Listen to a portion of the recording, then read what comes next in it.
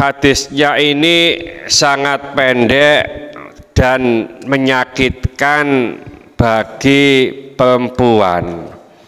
Ini apa ini? Ono hadis musuh yang paling bahaya itu adalah istri-istrimu.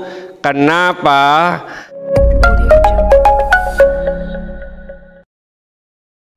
Assalamualaikum warahmatullahi wabarakatuh. Bismillahirrahmanirrahim. A'da aduwaka, musuh yang paling buas, musuh yang paling berbahaya untuk musuhmu adalah zaujatuka, yaitu istrimu. Allati yudaji'uka, yang tidur bersamamu. Wa ma malakat yaminuka, yang kedua adalah hamba sahaya atau budak-budakmu. Rawahu Dailami. Hadisnya ini sangat pendek dan menyakitkan bagi perempuan. Ini apa ini? Ono hadis musuh yang paling bahaya itu adalah istri-istrimu. Kenapa?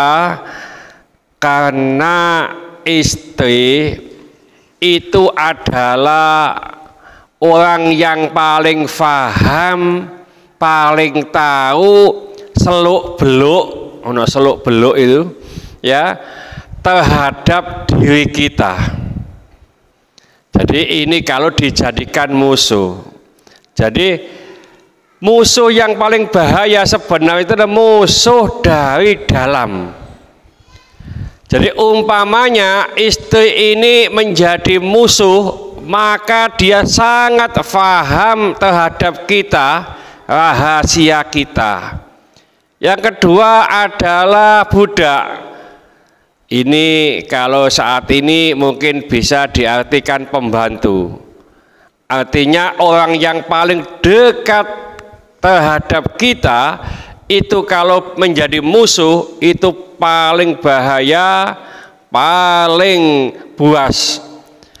Musuh dalam selimut. Ya. Makanya kadang-kadang kita itu berperang, musuh yang ada di luar itu mampu kita kalahkan, tapi karena ada musuh dari dalam inilah, maka kita sulit untuk mengalahkannya. Nah, musuh dari dalam ini kalau dalam istilah agama atau di Al-Quran itu disebut munafik. Orang kafir perang sama orang Islam tidak gentar karena musuhnya jelas.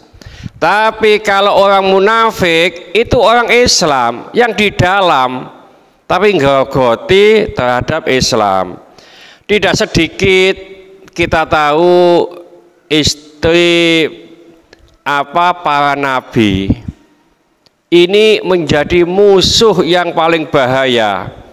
Contoh Nabi Nuh, ya, istrinya ini adalah sangat penentang terhadap Nabi Nuh. Jadi gerak-gerik Nabi Nuh ini disampaikan kepada musuh-musuhnya. Jelas faham sekali karena istri Nabi Nuh ini faham dekat dan selalu berhubungan dengan Nabi Nuh. Ada istri Nabi Lut. Istri Nabi Lut ini juga penentang Nabi Lut.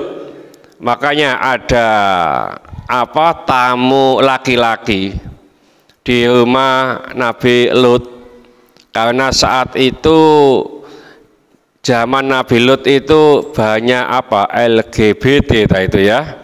Jadi laki-laki suka laki-laki. Nggak ada yang tahu, tapi yang memberitahukan adalah istrinya. Oleh karena itu musuh yang sangat bahaya.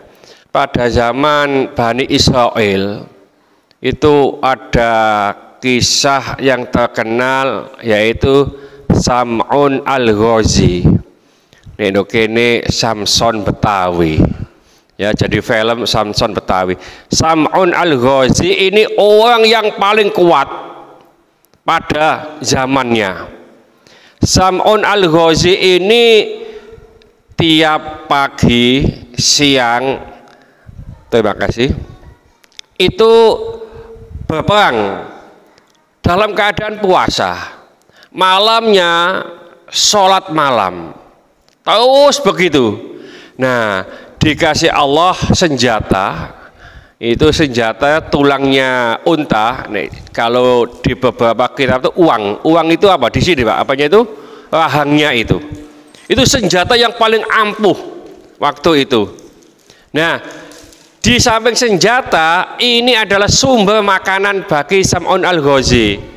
Karena dari rahang unta ini itu kalau untuk makan bisa keluar dagingnya, ya. Jadi makannya dari situ saja, bisa keluar airnya untuk minumnya. Terus begitu, dan tidak pernah ada yang bisa mengalahkan Sam'un Al-Ghazi ini. Nek nduk kene kuwate kaya Pak Febi ngono Pak. Ya.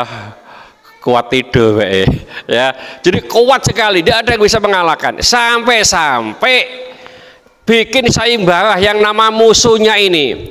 Barang siapa yang bisa mengalahkan Sam'un Al-Ghazi akan dikasih harta benda yang banyak. Tidak ada yang bisa memenangkan. Nah, saat itulah yang berperan adalah istri Sam'un Al-Ghazi.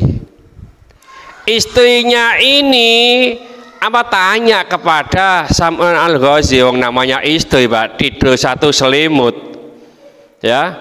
Jadi tidur satu selimut, Mas, ono apa Dek pada saat tidur, ya.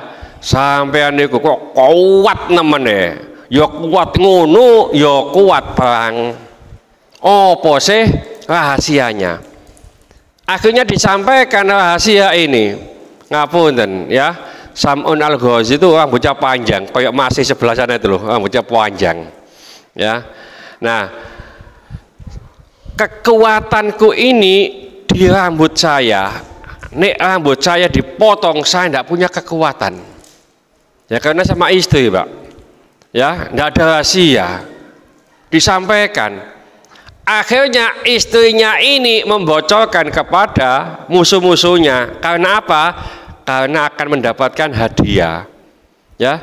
Akhirnya apa? Saat tidur Sam'un Al-Ghazi itu dipotong rambutnya oleh istrinya.